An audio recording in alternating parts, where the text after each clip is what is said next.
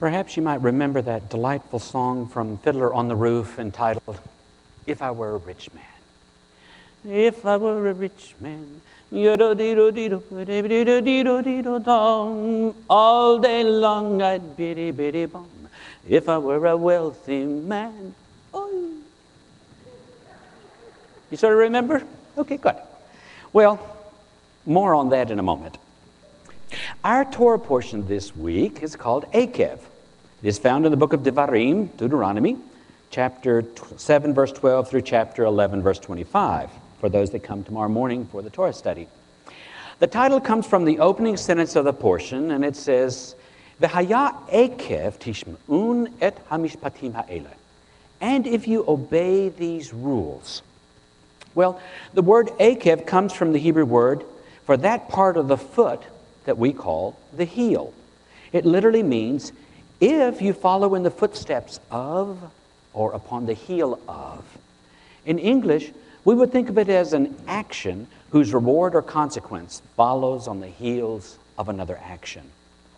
Well, in this portion, we are reminded that we have a responsibility to care for the most vulnerable members of society, the orphan, the widow, the stranger, and the poor.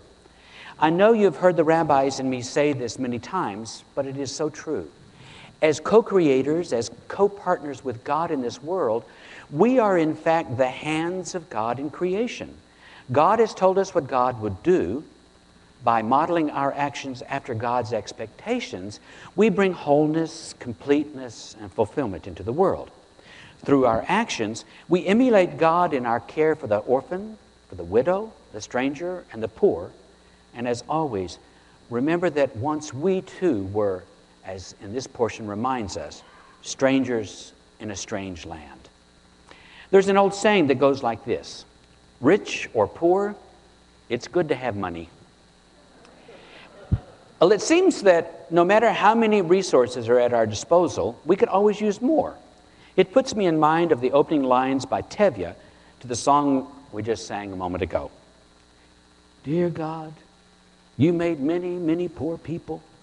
I realize, of course, that it's no shame to be poor, but it's no great honor either. So, what would have been so terrible if I had a small fortune? If I were a rich man. Well, you know how it goes.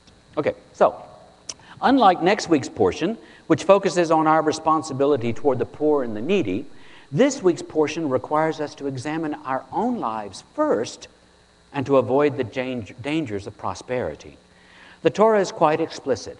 We are not to forget our more humbling roots as slaves in Egypt, and that any recent material prosperity comes as a gift from God, not because we are such charming and wonderful individuals. The Torah states, and God humbled you and let you hunger and fed you with manna, which you knew not, neither did your fathers know, that God might make you know, ki lo al halechem levado yihiyeh ha'adam, that humankind does not live by bread alone. But every word that proceeds out of the mouth of the Lord will live. Well, the very real and present danger of prosperity is that we will believe that we deserve all of the credit for our successes, and in the process, forget God and forget those with whom we share this world. As one rabbi states, our people have long known that prosperity is a blessing, but we have also understood that it presents us with a spiritual challenge and a social responsibility. As the Torah teaches us this week, we did not earn most of the good we have in this world. It was given to us as a gift by God and made accessible to us through Torah-based traditional Jewish values passed down to us by our ancestors. We are to enjoy our gifts, but we are also have to thank the Holy One who gave them by emulating God in sharing our blessings with others less fortunate than ourselves. As Moses told our ancestors, "Ve'achalta v'savata uve'irachta et Adonai Elohecha." You shall eat and be satisfied, and bless the eternal your God for the good land which God has given you. Well, it is due to these words from our portion of Akev, of the Torah, that we have such a lengthy Birkat HaMazon, the blessing after the meal. These words say, first you shall eat, then you will be satisfied, and then, after we are no longer distracted by our hunger, we are instructed to take our time and thank God for the food we have eaten and for the opportunity we confidently anticipate that in the future we will once again be able to eat until we are satisfied. Just like a loving parent that teaches their child, don't forget to say, thank you. Or in the words of the Birkat Hamazon itself, we thank you, God, for the gift of life, for the food we have eaten, for the nourishment you provide us all of our days, whatever the season, whatever the time. I am reminded of the words from Pirkei Avot, the sayings of our ancestors. Ve'eze hu ashir hasameach bechelko. Who is rich? Those who are happy in what they have.